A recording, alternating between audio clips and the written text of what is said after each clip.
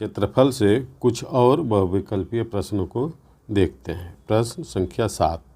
प्रश्न संख्या 7 में दिया हुआ है, यदि एक आयत की लंबाई 2 डेसीमीटर और चौड़ाई 2 सेमी हो तो उसका क्षेत्रफल होगा। तो आपको पता है कि एक आयत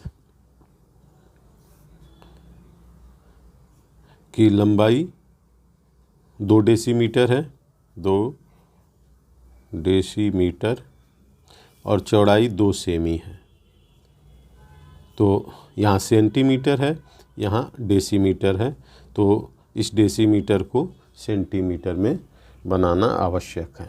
अब यहाँ पर हम देख लेते हैं, यहाँ लिखा हुआ है millimetre, centimetre, decimetre, metre, decametre, hectometre, kilometre. तो इससे हमें किसी भी इसके मीटर से सेंटीमीटर में या डेकामीटर से मिलीमीटर में बदलने में आसान हो जाता है। इसमें इस तरीके से हम देख सकते हैं कि इसको हमें डेसीमीटर को सेंटीमीटर में बदलना है। तो अब ये देखेंगे कि कितने सेंटीमीटर में 1 डेसीमीटर होता है। अब यहाँ पर सेंटीमीटर है और यहाँ ये डेसीमीटर है। अब इसी क्रम में लिखा हुआ है और इसे हमें सेंटीमीटर में बदलना है डेसीमीटर को। तो यहाँ लिखेंगे 1 और काउंट करेंगे, इसको छोड़ करके इसके नीचे इसका डिस्टेंस कितना है। तो एक नीचे है केवल, तो 1 0 यहाँ पर हम बढ़ा देंगे। तो 10 सेंटीमीटर बराबर 1 डेसीमीटर हो गया। तो इसलिए यहाँ 2 है, तो 10 × 2 बराबर 20 सेमी। अब ये हो गया, इसको हम अब 20 सेमी भी कह सकते हैं। तो अब इसका हम गुणा कर सकते हैं सेमी में सेमी का, तो 20 × 2 यानी 40 सेमी। तो इसका सही आंसर है 40 सेंटीमीटर।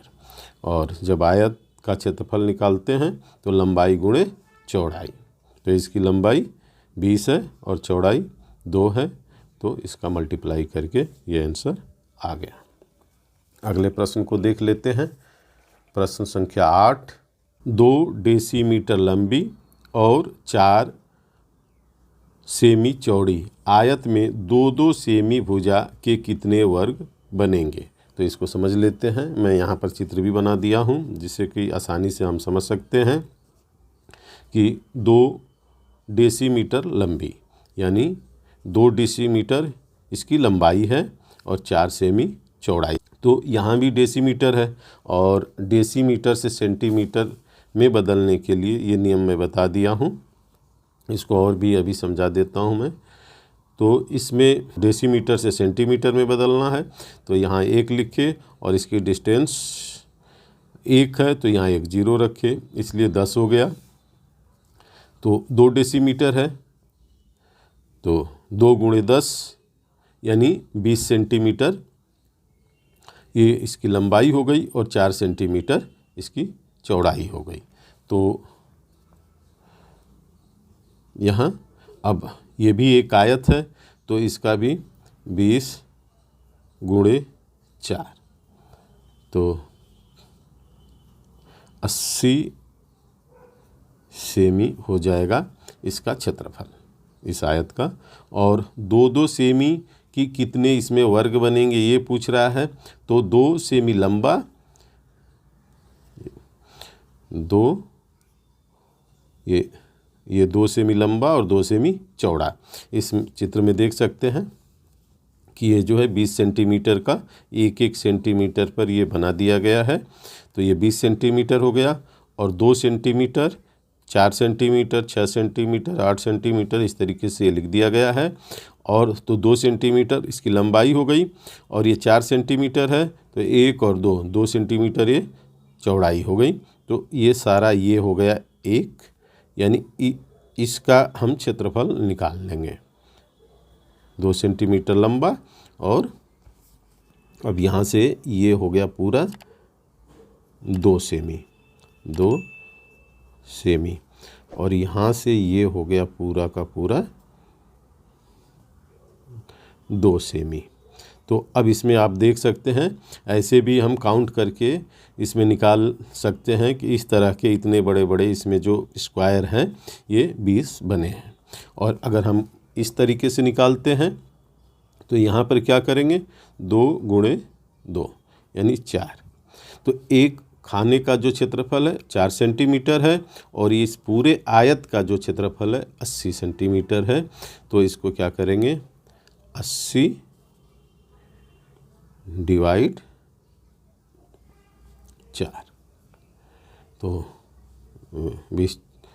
अब 80 में इस तरीके से डिवाइड कर देंगे 4 का, तो 4 दूना के 8 और 0 हो गया। तो अब इसका सही आंसर 20, यानी इसमें 20 ऐसे खाने बन जाएंगे, यानी 20 वर्ग इसमें बन जाएंगे। तो इस तरीके से हो सकता है कि एग्ज़ाम में ये डिजिट बदल दे, तो भी आप आसानी से इसको निकाल सकते हैं। पहले पूरे आयत का क्षेत्रफल निकालिए, और इसके बाद एक छोटे सा जो स्क्वायर बन रहा है उसका क्षेत्रफल निकालिए और इसमें डिवाइड कर दीजिए। एक और समस्या आती रहती है, इसको थोड़ा आप समझ लेंगे तो कभी भी मीटर, सेंटीमीटर या किलोमीटर में कन्फ्यूजन नहीं होगा। अगर ये पूछता है कि 1 किलोमीटर में कितने मीटर होते हैं, 1 किलोमीटर में कितने मीटर होते हैं, यहाँ मीटर है, यहाँ पर किलोमीटर है। तो अब इसको करने के लिए, जैसा कि मैं पहले भी बताया हूँ कि इसके ऊपर 1 लिख देंगे, और जितना इसके बीच में काउंटिंग है, यानी 1 2 3, यहाँ 3 है तो 1 2 3 0 लगा देंगे, यानी 1000 मीटर बराबर 1 किलोमीटर। इसी तरीके से अगर ये पूछता कि 1 हेक्टोमीटर में कितना मीटर होता है, तो यहाँ पर क्या करते, 1 रखते मीटर के सामने, और 1 और 2 0 लग जाता, तो 1 हेक्टोमीटर में 100 मीटर होते हैं। अब यहाँ भी एक और देख सकते हैं एग्जाम्पल के लिए, ये देख लेते हैं कि 1 मीटर में कितने सेंटीमीटर होते हैं। तो क्या करेंगे, जैसा कि मैंने बताया कि सबसे पहले जो छोटी यूनिट है यानी ऊपर की तरफ, वहाँ 1 लिख लेते हैं। तो यहाँ हमने 1 लिख लिया, और इसमें इसके बाद हम देखेंगे कि इसकी दूरी कितनी है। 1 और 2 मीटर यहाँ पर है, तो 2 0 बढ़ेंगे, तो 1 0 ये बढ़ा दिया और 1 0 ये बढ़ा दिया, यानी 1 मीटर में 100 सेंटीमीटर होते हैं। और चूँकि रेखागणित में ये दूरी का मात्रक होता है तो मीटर की ही आवश्यकता होती है, लेकिन इसको हम ग्राम के लिए भी यूज कर सकते हैं, यानी कोई नापने के लिए, और लीटर के लिए भी यूज कर सकते हैं, सेम टू सेम।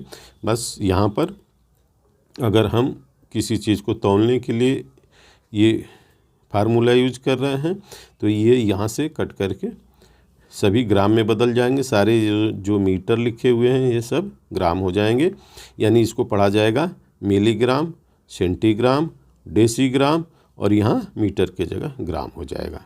इसके बाद डेकाग्राम, हेक्टोग्राम और किलोग्राम। यदि लीटर के लिए हमें निकालना होता तो मीटर के जगह पर यहाँ पर लीटर लिख जाएगा, millilitre, centilitre, decilitre, litre, डेकालीटर, hectolitre, इस तरीके से ये लिखा जाएगा। तो इसको समझ गए होंगे आप, और हो सकता है कि एग्ज़ाम में अलग अलग तरह के इस तरीके से हमें यूनिट को बदलना होगा, तो इस तरीके से हम बदल सकते हैं और इसको इस तरीके से याद कर लेते हैं, मिली सेंटी डेसी ग्राम डेका हेक्टो किलोग्राम। तो ऐसे हमें याद कर लेना चाहिए। अब प्रश्न संख्या 9 को देख लेते हैं। इसमें क्या दिया हुआ है, एक त्रिभुज का आधार 8 सेमी है और ऊंचाई 4 सेमी है, तो उसका क्षेत्रफल कितना वर्ग सेमी होगा।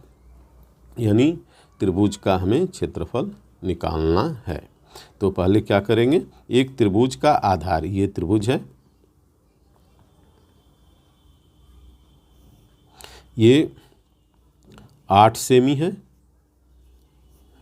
और इसकी ऊंचाई, यानी ठीक इसमें यहाँ पर लंब अगर डालेंगे तो यहाँ पर इसकी ऊंचाई आती है, ये है 4 सेमी,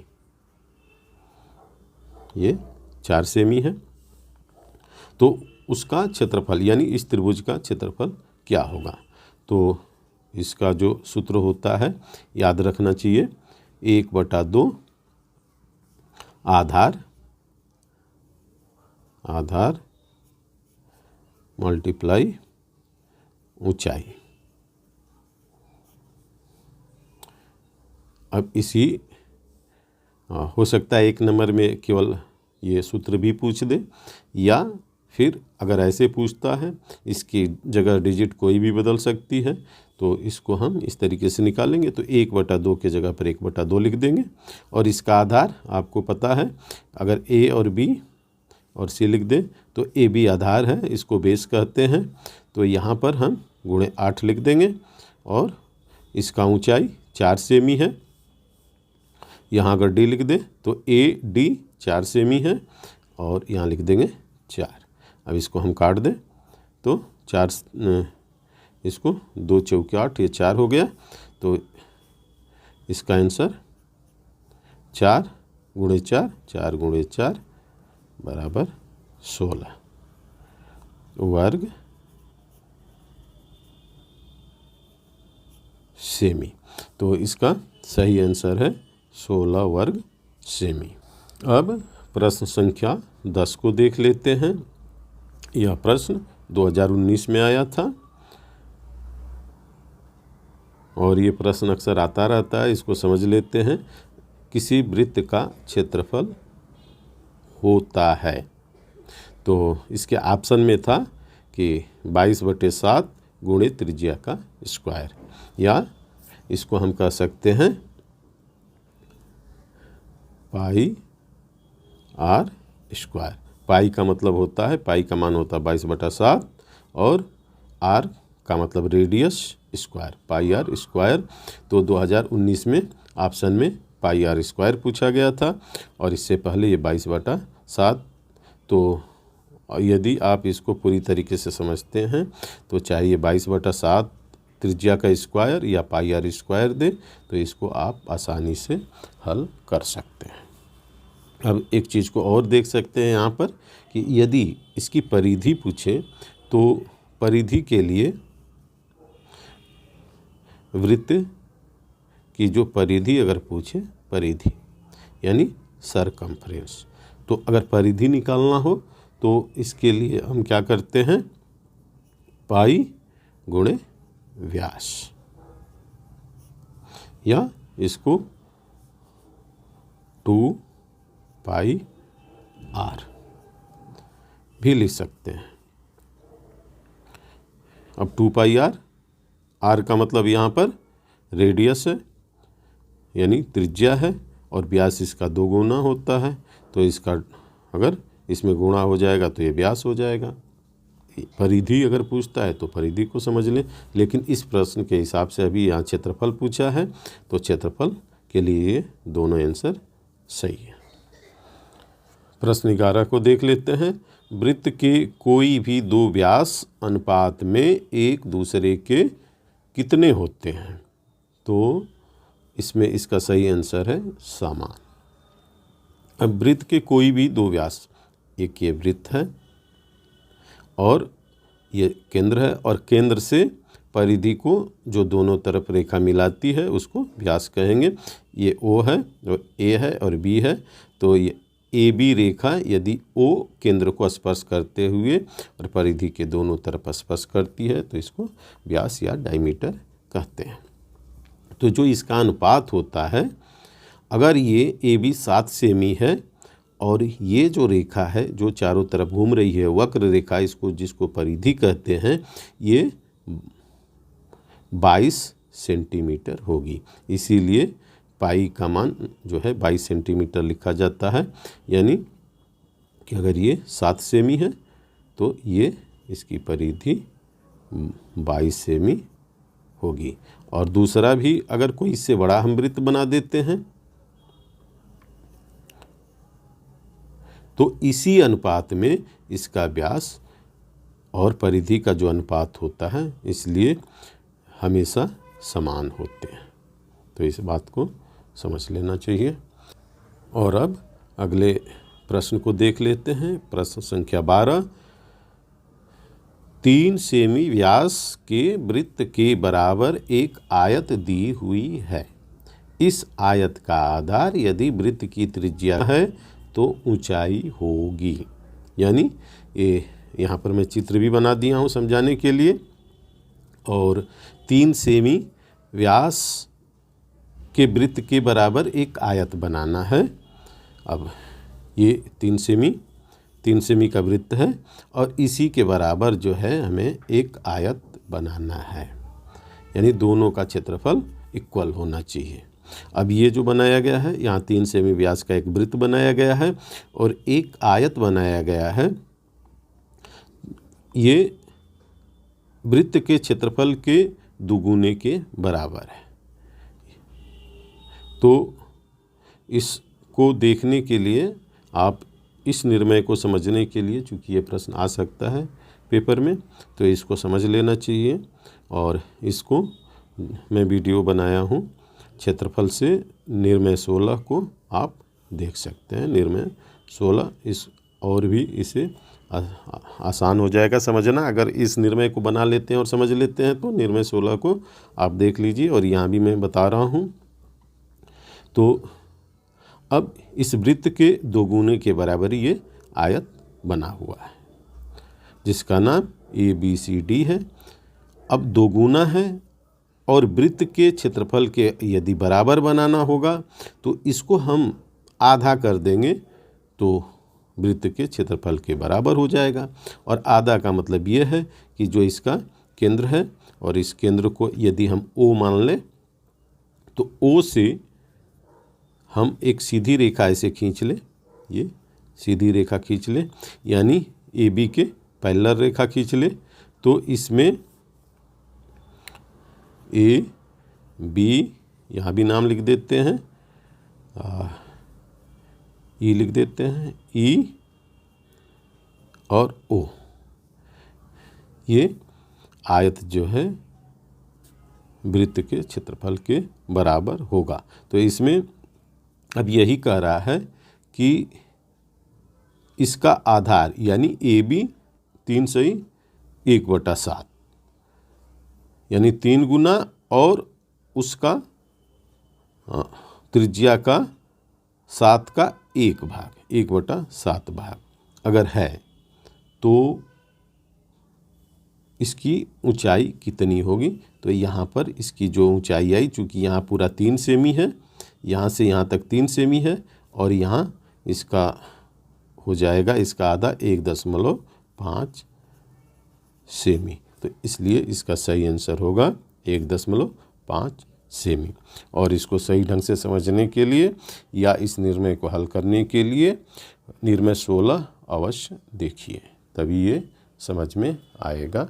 और इसको आप अपने ड्राइंग पेज पर लिखिए और इसको समझने का प्रयास करिए। केवल याद करने से कभी भी पेपर को हल नहीं कर पाएंगे। यदि किसी भी प्रश्न को अच्छे से समझते हैं तो बहुत ही सरलतापूर्वक प्रश्न को हल कर पाएंगे, चाहे वो किसी भी रूप में प्रश्न आ जाए।